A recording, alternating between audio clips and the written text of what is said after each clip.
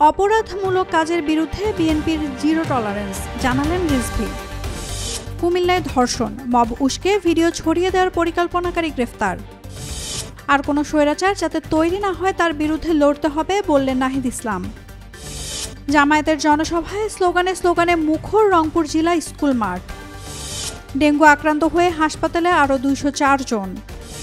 সবজির দাম বেড়েছে, চড়া মাছ ও চালও। হিমাচলে টানা বৃষ্টির সঙ্গে ভয়াবহ বন্যা, ভূমিধস, নিহত অন্তত 63। পুতিনের সঙ্গে দীর্ঘ ফোনালাপে কোনো অগ্রগতি হয়নি জানালেন ট্রাম্প। গাজায় ক্ষুধাকে অস্ত্র বানিয়েছে ইসরায়েল, অ্যামনেস্টি ইন্টারন্যাশনাল। ইসরায়েলি হামলায় প্রাণ গেল ফিলিস্তিনি ফুটবলারের। বিএনপির সিনিয়র যুগ্ম মহাসচিব অ্যাডভোকেট রুহুল কবির রিজভী বলেছেন, দলের কোনো সদস্য সন্ত্রাসী বা অপরাধমূলক কাজে লিপ্ত হলে কঠোর ব্যবস্থা নেওয়া হবে। অনৈতিক ও অপরাধমূলক কাজের বিষয়ে বিএনপির অবস্থান জিরো টলারেন্স। শুক্রবার রাজধানীর নয়াপল্টনে বিএনপির কেন্দ্রীয় কার্যালয়ে আয়োজিত জরুরি সংবাদ সম্মেলনে তিনি এসব কথা বলেন। কুমিল্লার মুরাদনগরে ধর্ষণের ঘটনায় ভুক্তভোগী নারীকে মারধর ও ভিডিও সামাজিক মাধ্যমে ছড়ানোর অভিযোগে একজনকে গ্রেফতার করেছে র্যাব। কুমিল্লা থেকে তাকে গ্রেফতার করা হয়েছে বলে আজ শুক্রবার ঢাকায় র্যাব মিডিয়া সেন্টারে এক সংবাদ সম্মেলনে জানান র্যাব 11-এর commanding officer HM Sajjad Hossain.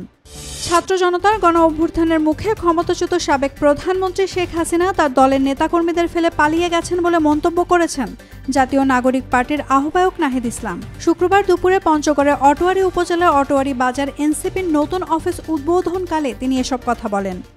দীর্ঘ 17 বছর পর রংপুরে বড় পরিসরে জনসভা করল বাংলাদেশ জামায়াতে ইসলামী।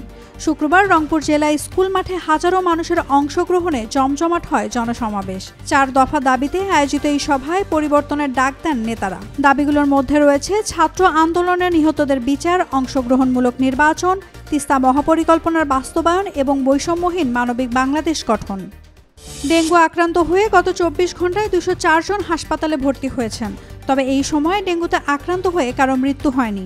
সর্বাধিক 101 জন ভর্তি হয়েছেন বরিশালে। শুক্রবার স্বাস্থ্য অধিদপ্তরের হেলথ ইমার্জেন্সি অপারেশন সেন্টার ও কন্ট্রোল রুম থেকে পাঠানো এক সংবাদ বিজ্ঞপ্তিতে এ তথ্য জানানো হয়। সপ্তাহ ব্যবধানে রাজধানীতে সবজির দাম বেড়েছে, চড়া মাছ ও চালের বাজারও। তবে স্থিতিশীল রয়েছে ব্রয়লার মুরগির দাম। শুক্রবার রাজধানী কারওয়ান বাজার সহ আশপাশের কয়েকটি বাজার ঘুরে দেখা গেছে পটল, ঢেঁড়স ও করলা বিক্রি হচ্ছে 60 থেকে 70 টাকা কেজিতে, যা গত সপ্তাহে ছিল 50 থেকে 60 টাকায়। কাঁচামরিচ বিক্রি হচ্ছে 140 থেকে 160 টাকা কেজি দরে। ভারতের হিমাচল প্রদেশে টানা বৃষ্টি, আকস্মিক বন্যা ও ভূমিধসে অন্তত 63 জনের মৃত্যু হয়েছে। নিখোঁজ বহু, আহত শতাধিক। চলমান এই দুর্যোগে সেখানে শত শত কোটি রুপির ক্ষয়ক্ষতি হয়েছে। এছাড়া রাজ্যটিতে 5 শতাধিক রাস্তা বন্ধ হয়ে গেছে। একই সঙ্গে বিদ্যুৎ ও পানির সংকটে পড়েছেন হাজার হাজার মানুষ। শুক্রবার এক প্রতিবেদনে এ তথ্য জানিয়েছে ভারতীয় সংবাদ মাধ্যম NDTV। রাশিয়া ইউক্রেন যুদ্ধবিরতি নিয়ে রুশ প্রেসিডেন্ট ভ্লাদিমির পুতিনের সঙ্গে দীর্ঘ ফোনালাপ করলেও কোনো অগ্রগতি হয়নি বলে জানিয়েছেন মার্কিন প্রেসিডেন্ট ডোনাল্ড ট্রাম্প। হোয়াইট হাউসে সাংবাদিকদের তিনি বলেন, আমার উদ্দেশ্য সফল হয়নি, আমি খুশি নই।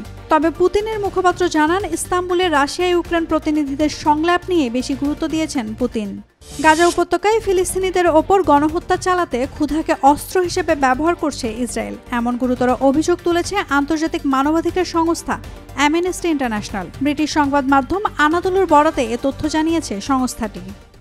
গাজায় ইসরায়েলি বিমান হামলায় ফিলিস্তিনের জাতীয় ফুটবলার মুহান্নাদ আল-লিলির মৃত্যু হয়েছে। তিনি স্ত্রী ও সদ্যজাত সন্তানের কাছে যেতে চেয়েছিলেন, কিন্তু বোমার আঘাতে প্রাণ হারালেন। ফুটবল সংগঠন জানিয়েছে, এখন পর্যন্ত ইসরায়েলি আগ্রাসনে প্রাণ হারানো ফুটবলারের সংখ্যা 265 আর মোট ক্রীড়া অঙ্গনের নিহত 585। মুহান্নাদ আর লিলি গাজার খাদামাত আল মাঘাসি ক্লাব থেকে ক্যারিয়ার শুরু করে শাবাব আল জাবালিয়া ও গাজা স্পোর্টস ক্লাবে খেলেছেন।